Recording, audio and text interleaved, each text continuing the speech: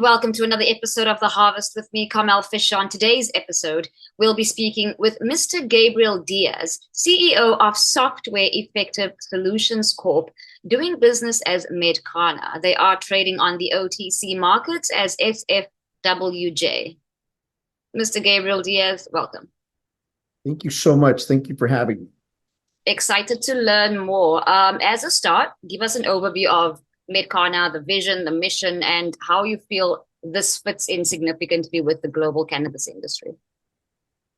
Okay, so our mission is to leverage technological expertise and strategic partnerships to cultivate, produce, and export pharmaceutical-grade cannabis, both with and without THC. We have 7 companies total that I'll get into in a little bit. These companies are committed to fostering sustainable and ecological practices. We are focused on enhancing the lives of our employees. It's very important for us that we do good while doing well. And we utilize advanced agricultural technology through one of our acquisitions, Echo 2.0, that I'll talk about in a little bit, and also use our ERP software platform to ensure that we've got farm to pharmacy traceability, to ensure that we've got the technology needed to be successful. So our vision is to be a global leader in the pharmaceutical cannabis industry. We know that we have the companies, we know we have the technology, and we have the people to do this.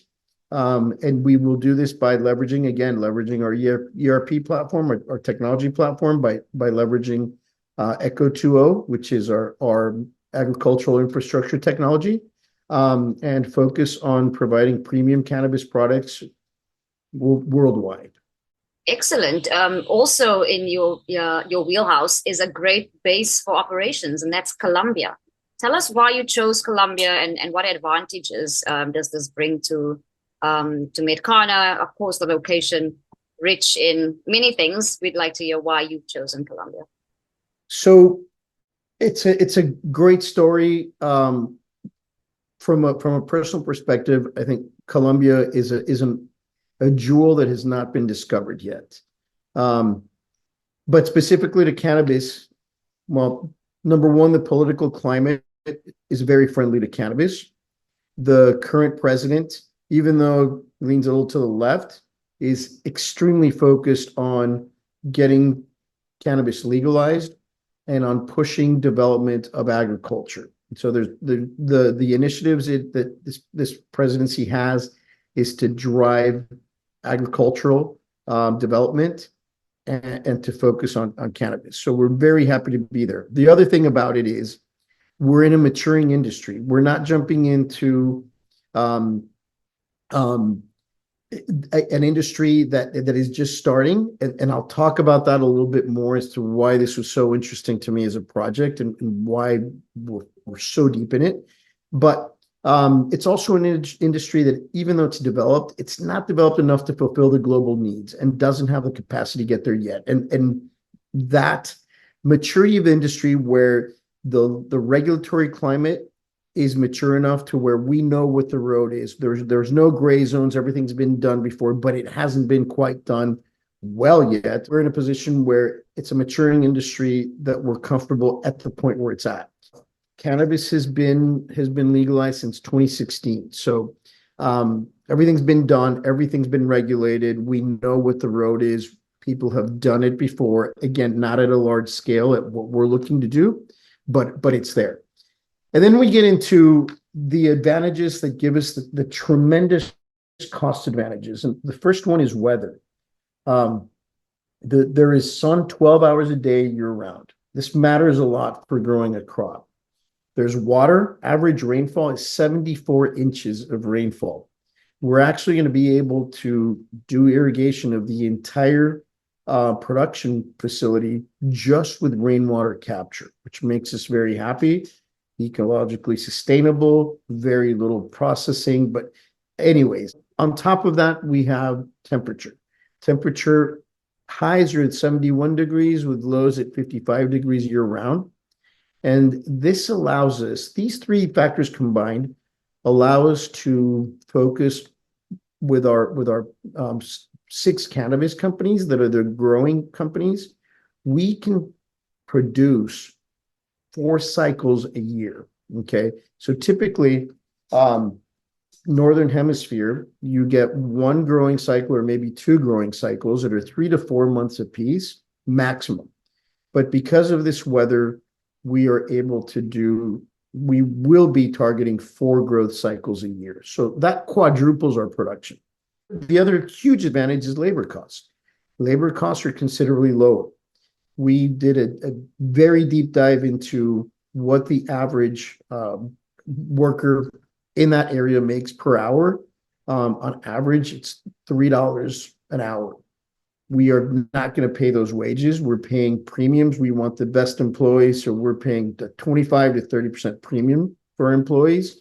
But I personally, I was lucky enough to, at the beginning of this project, do a tour through a few U.S. cannabis production facilities in Arizona and California, and we saw workers that were making $22, $25 an hour doing the flower trimming. And that again, the cost differential is tremendous. And the last thing and most important is the people. Our labor is highly educated. Colombia's primary export crop is flowers, and cannabis is focused around flowers. That's basically what we're growing. So we have a very highly educated, highly trained labor force that's willing to work, willing to grow, willing to study, and work hard for opportunities. And it's one of the things that brings me the most joy when I'm down there and I get to talk to my people, to see the desire and the education, the commitment that they have. So those things are what make this a spectacular opportunity for us. So you have a strategy to develop an ecosystem within the cannabis industry. Can you give us a little more detail on how that rolls out? What does that look like? Correct. So that gets me into what the current holdings are. The licenses are the first part. Okay, we have 6 companies that are licensed to produce, process, and export cannabis and derivatives. Why 6 companies? Well, very early on, one of the things that I saw in the market, this was a few years ago, is that with pharma grade, what we'll be producing is a specific strain that our customer will ask for. And that strain will be produced and exported. And pharmaceutical companies are very picky once they have those strains and once they have the production. And if it is certified pharmaceutical grade production, their next step is acquisition. Many times it will be acquisition. We've seen it happen a few times in Colombia. And so by keeping the license separate, we have the ability to, if we wanted to, spin off these companies to specific customers while continuing to do business with other customers. So we can segment production by companies. The 7th company that's related to cannabis is able to register genetic varietals. This means that we will develop our own varietals, register them, and then be able to supply them to our other 6 companies. And if and when we do sell any of those 6 companies, we will continue to be the supplier of the genetic material. So that gives us a tremendous amount of opportunity because we will always continue to have recurring revenue from operations, even if we sell those operations. The other important thing is we acquired Token ERP company. This company has the wireframe and the software that will allow us to manage the growth process from seed to pharma, and to be able to manage it accurately and manage it well. But it's not only that. We saw an opportunity in the market for a platform like this. And so even though we're developing it as an internal product, we will be launching that as an external product. And then, of course, is the last acquisition that was Eco2O. And Eco2O, we were very lucky to be able to take a majority stake in this company because this was the company that was quoting us all of our infrastructure for our construction. And we're currently planning on building 19 acres of greenhouses, which is tremendous. So by being able to acquire this company, we were able to save a substantial amount of money, close to between 1.5 and $1.8 million on the construction costs. But it wasn't just that drove us to that. We're seeing climate change. We're seeing a humongous migration in the agricultural space where there's no labor. This is global. And so what's happening is technology is finally seeping into agriculture. And this is in the way of greenhouses to control some of the environment, irrigation systems to control nutrition for plants, not just the water, but also provide the nutrition for the plants, and be able to apply sensors that will reduce labor costs. And so by seeing this and this trend, we dove directly into this opportunity, and we've been very lucky that we've been very successful, and we've already had a couple of home runs. When we put it all together, we have the ability to manage our own growth, be able to scale, and then be able to spin off some of our core products. We're very happy about this ecosystem that's being created. Wonderful. And has the efficacy been tested of the viability of the ecosystem at this point? Yes, it has. So Echo 2.0 has already had a couple of large wins. We landed the largest producer of flower seedlings in the world is an Israeli company. They have a very large operation in Colombia. We've already built out 3 acres of greenhouses for them and managed irrigation systems and managed some of their systems, including sensors, temperature sensors, humidity sensors. So that is already an ongoing. We've got a few other very large producers in the flower space, because that's the majority of the customers out there, but we've got a few cannabis customers as well. So that model has been proven and has been operating for the past 8 months to a year with excellent results.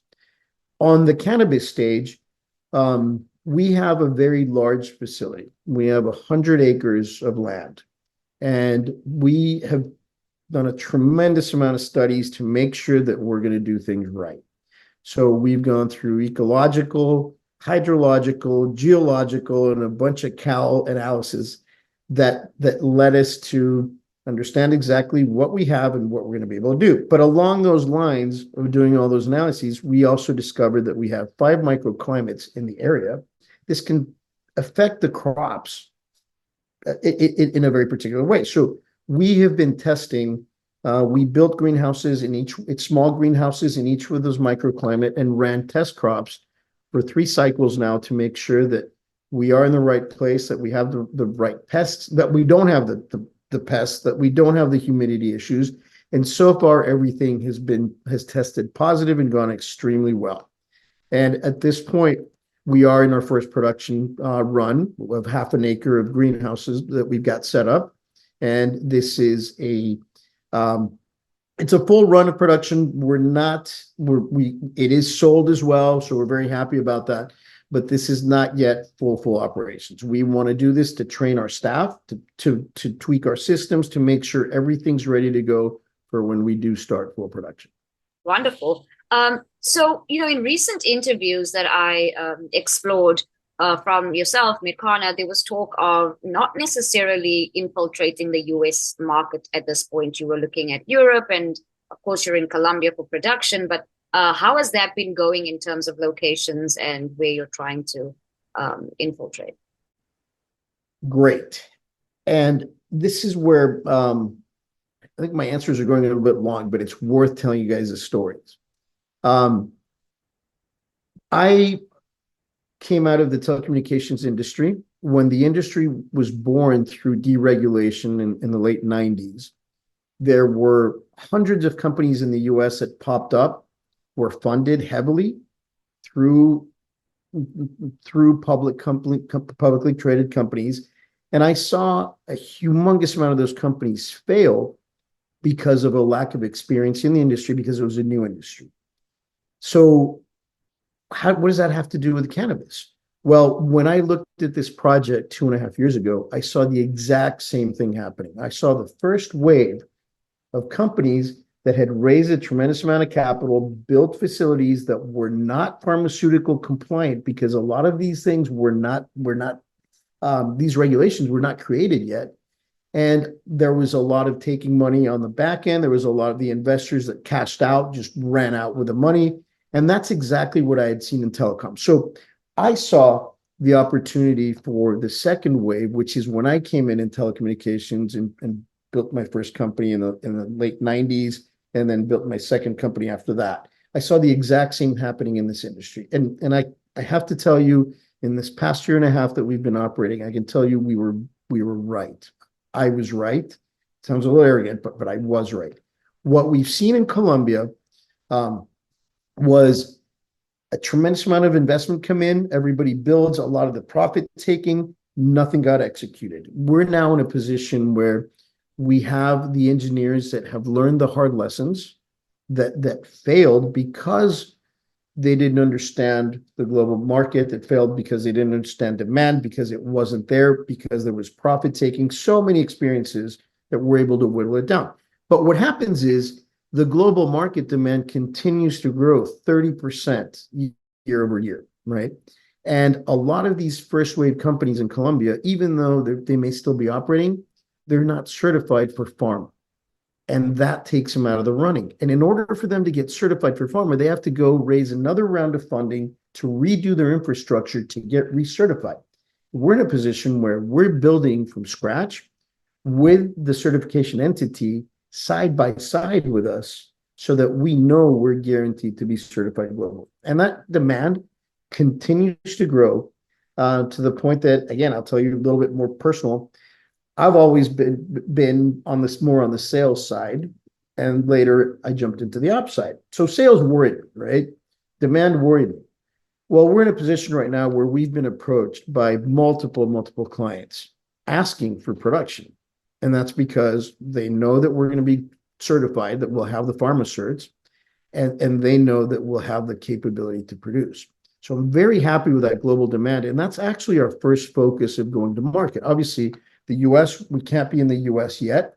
We have countries that we can export to now.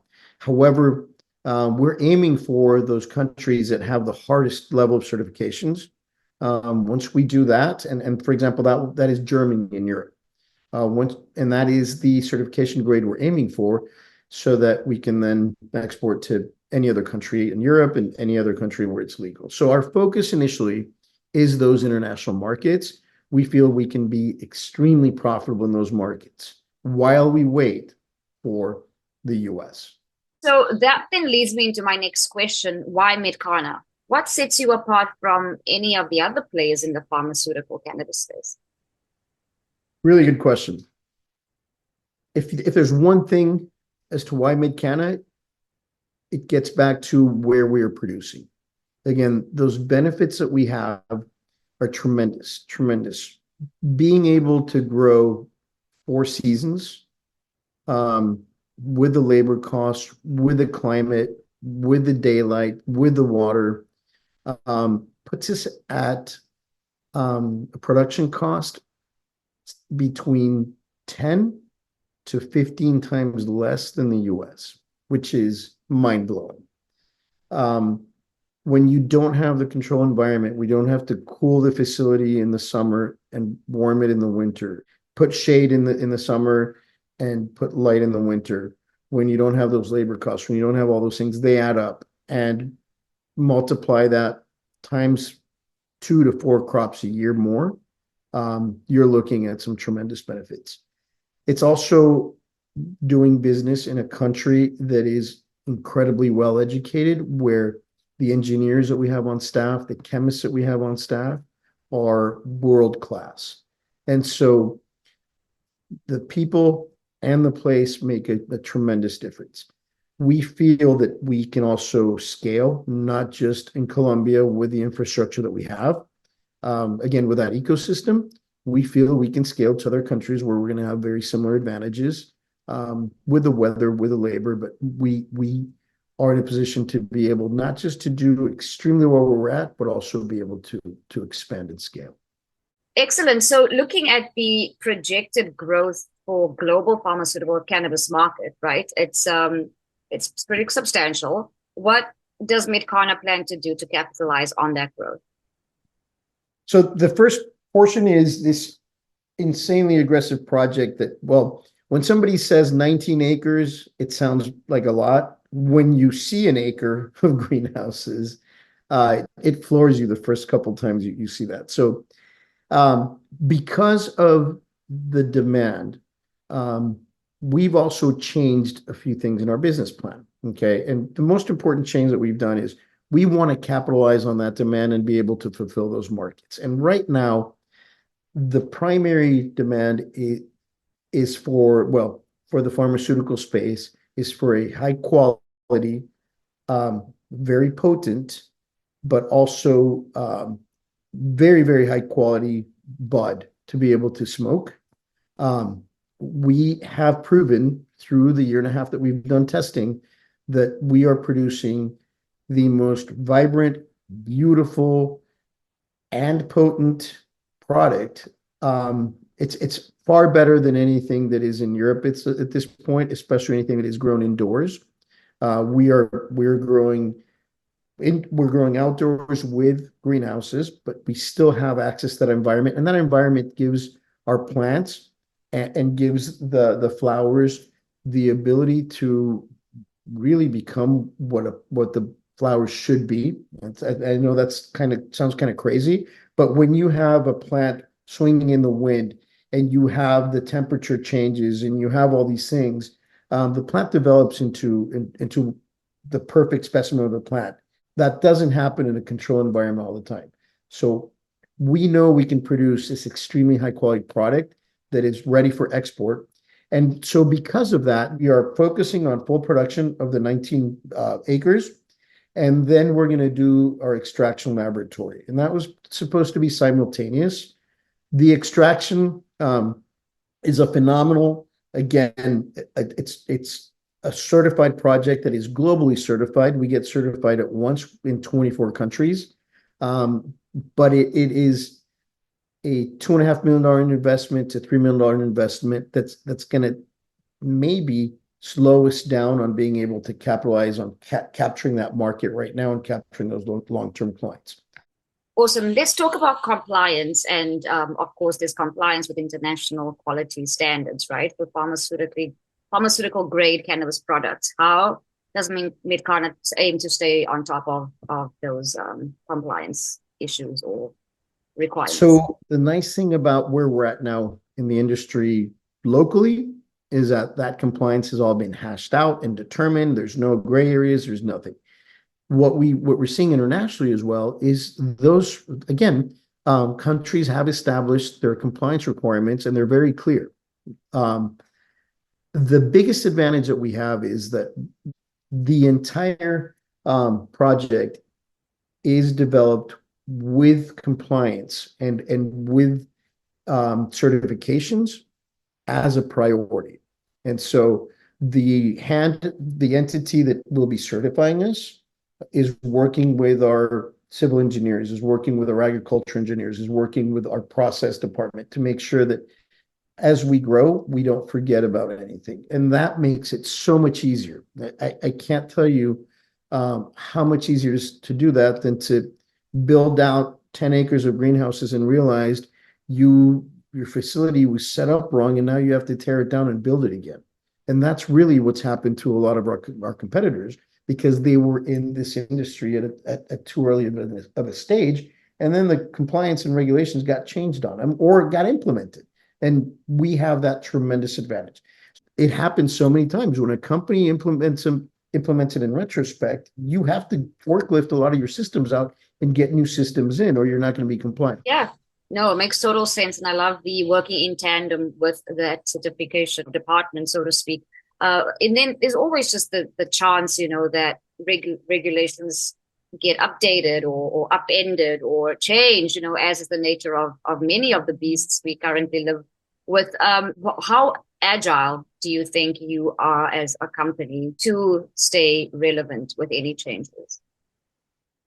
Great. We're in a really good position, and that comes to, again, not to brag, but the people that we have working for us are phenomenal. These are our attorneys worked side by side with regulations as they were being developed. Our chemists have consulted in Ecuador and Guyana for their regulatory, for the government asked them to consult for the regulatory for legalization of cannabis and helping create the framework. So we're very deep in that segment. We feel we can not only react, but we can also anticipate what's going to happen in those markets.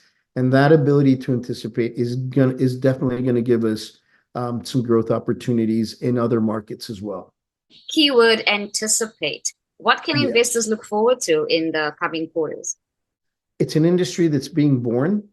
The coming quarters is build for us. We need to get this project off the ground. We need to get, well, the project is off the ground, but there's a lot more that we have to lift off the ground. So it's build. We have seen some opportunities pop up. We deeply explored an opportunity in Argentina last year.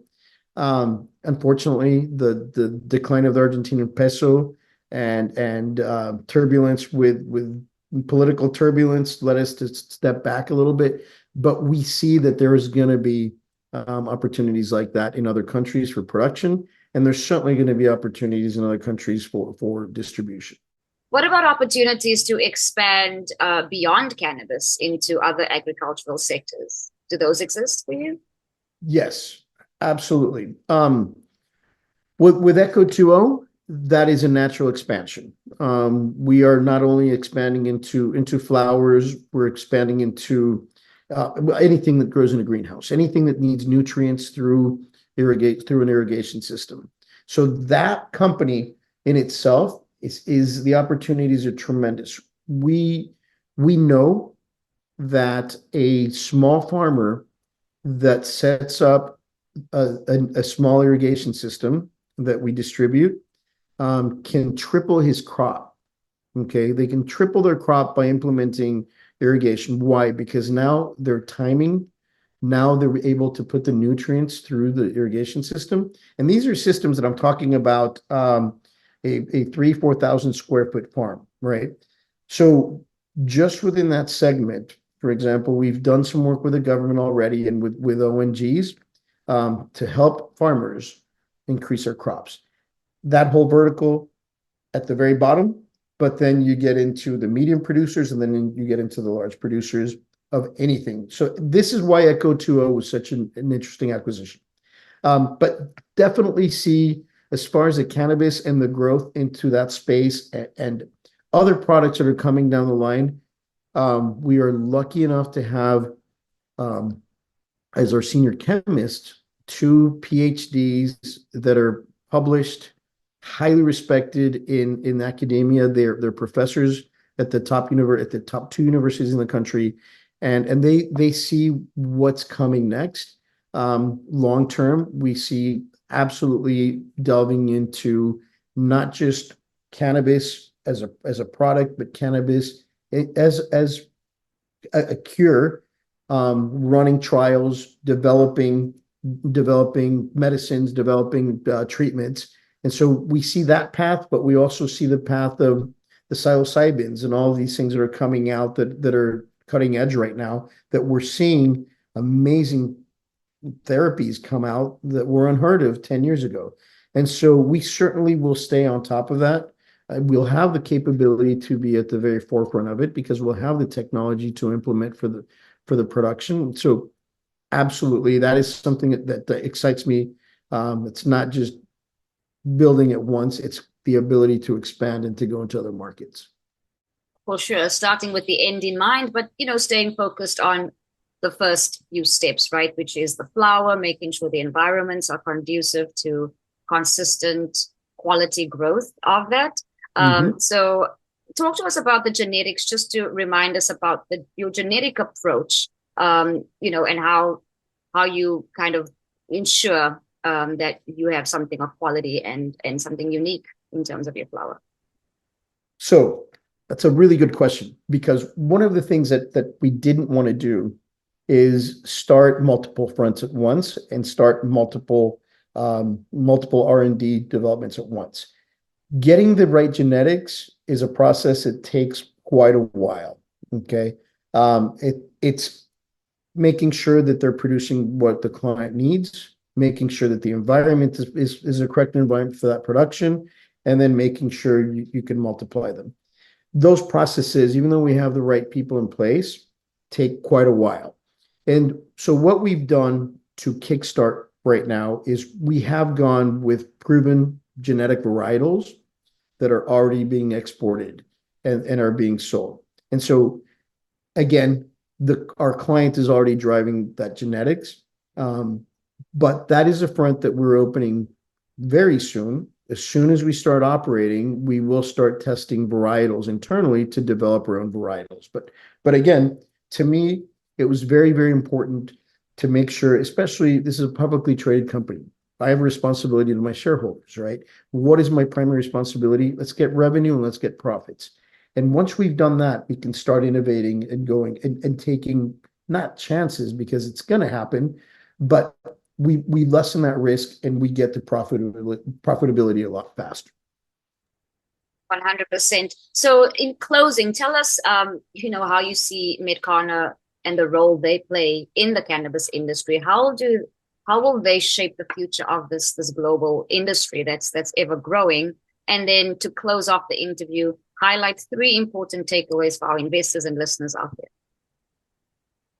So MedCana will be a global contender. Okay. It sounds a little too arrogant to say that we will be the best in the world. But I believe we have what it takes to be a very large player in the pharmaceutical industry. I believe we have everything in place to be successful.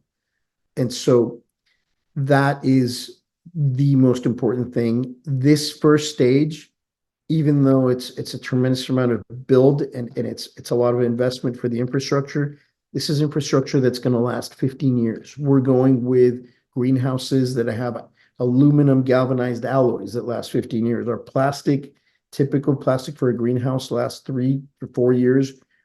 Our combination of plastics lasts 5 to 7 years. We know that we're investing for the long run to get this company very profitable. And so that's MedCana. We know we will be a contender. For the investors, the key takeaway is I think it's going to be a wonderful ride. We are the company that executes.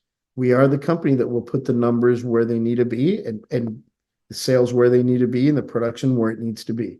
So it's going to be a phenomenal ride. I would say sit tight, hang on, and just come along for the ride, guys. It's all going to end well, according to CEO Gabriel Diaz from Software Effective Solutions Corp on OTC markets as SFWJ. Thank you so much, Mr. Diaz. This was a fantastic conversation. That's it for The Harvest, available anywhere you listen to podcasts.